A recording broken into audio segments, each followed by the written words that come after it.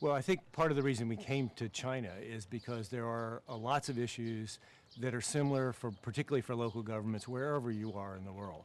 There's a context that's different when you're in a particular country. So, for instance, the issues of sustainability are the issues that have drawn us to China for this regional summit. And we've exchanged from Europe, Canada, Australia, New Zealand, the US, and China. What are the strategies they're using? Those kinds of things bring us together because there's similar kinds of questions that people are asking. How you apply those answers need the context of the cultural, historical, and legal structures of the particular country. The similarities really have to do with areas of service delivery and infrastructure construction and maintenance and those types of challenges. I think they're very similar to what we confront back in the U.S. The differences are rather dramatic. I think just the scale of the urbanization here is quite overwhelming. And when you consider that Yangzhou, a city of 4.6 million people, is considered a medium-sized city in China, it's just kind of overwhelming. More similarities than differences, and that's a theme I've seen again and again on these kinds of learning trips. We're all interested in building better communities for our people and places that people want to be, that businesses want to invest in, that will stand the test of time. We go about delivering essential services in different ways, but that core belief I think is really the biggest similarity.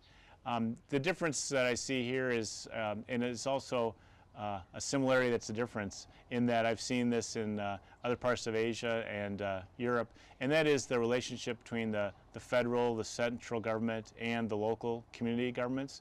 In the United States, we have a plethora of overlapping levels of government, local governments, jurisdictions that oftentimes have the same responsibilities, sometimes competing responsibilities, and there's a central government or a state government that sometimes provides advice, sometimes provides rules, never provides money.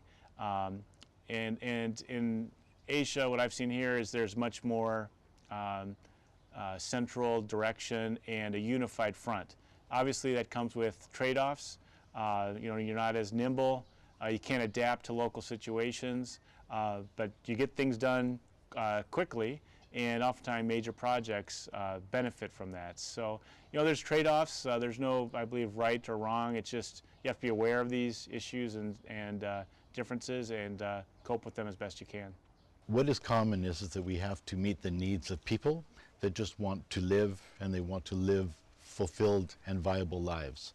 There we have a lot in common. The differences begin when we talk about history. We've had 250 years to take advantage of an industrial and then a technological revolution and get ourselves to a level of lifestyle that we enjoy. On the other hand, in China, they've only had 35 years in which they've opened up from a very different kind of country, and urbanization is taking place at a very rapid pace.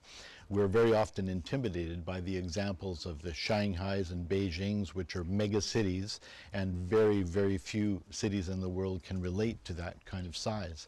But we seldom remember that there are 20,000 municipalities in China whose average population is 11,000.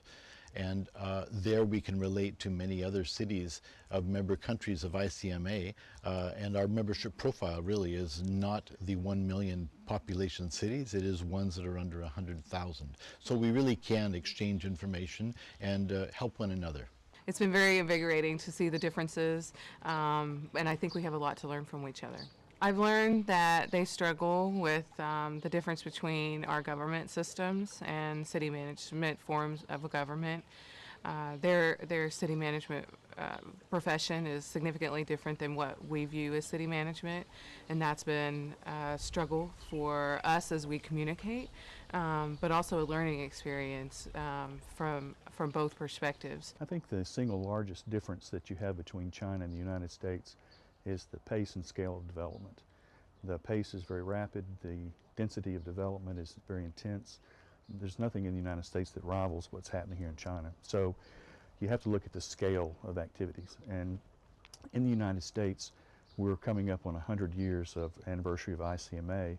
In Yangzhou here, they're coming up on 2,500 years of being a city. So under the best of circumstances, there's a lot of lessons to be learned by what's happened here in the past. Maybe some of the newer principles that we use in the United States can be applied here for future.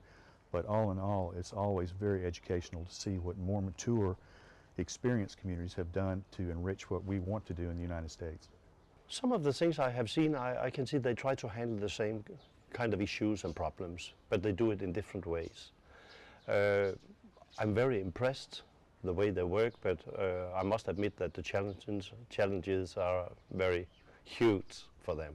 But the most and the best impression I have had at all is to see how eager they are to do changes, to cope with the issues that they have to cope with, and they do it in transparency and very open. They are ready to talk about how to do this the best way, how to handle things, and they ask for solutions. How do you do in your country, and do you have experience in this field? And they are very good communicating. If I think back 20 years and was asked to describe the similarities and differences between sort of Western forms of government and China, I would probably describe quite a significant difference.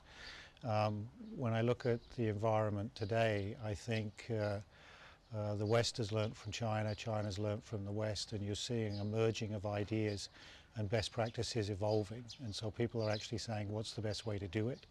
Not, this has to be a particular way.